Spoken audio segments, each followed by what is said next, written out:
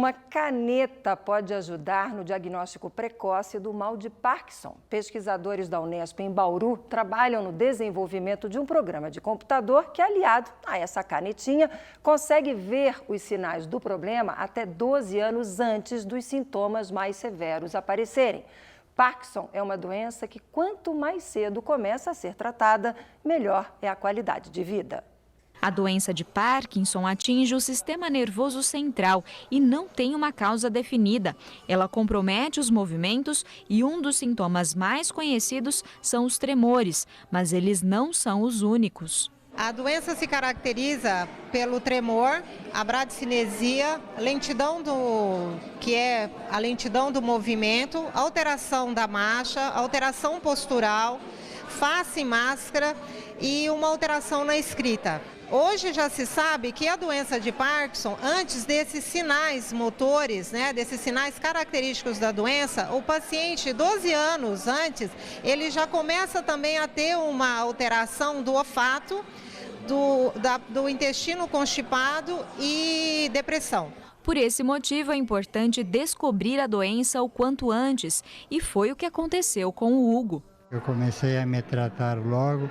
Fiz fonoterapia, fisioterapia e comecei a caminhar bastante e a me alimentar de acordo com o que o médico me recomendava. Neste laboratório da Unesp, em Bauru, está sendo desenvolvida uma ferramenta justamente para auxiliar no diagnóstico precoce da doença.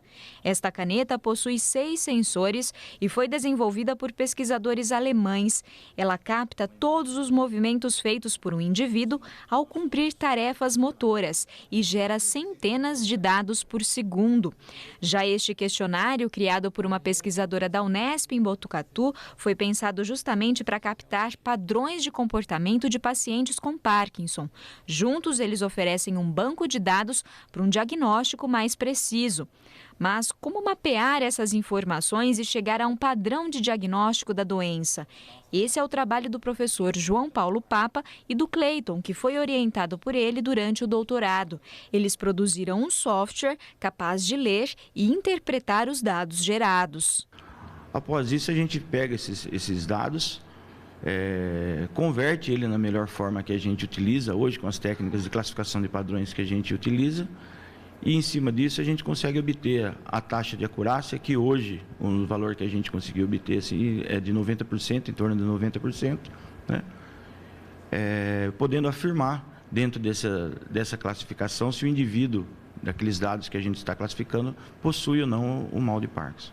E o software ainda tem a característica de poder ser constantemente atualizado. A ideia é que essa base de dados, na verdade, essa base de conhecimento que o software tem, ela vai sempre melhorando, expandindo e no sentido de, no futuro, minimizar os erros.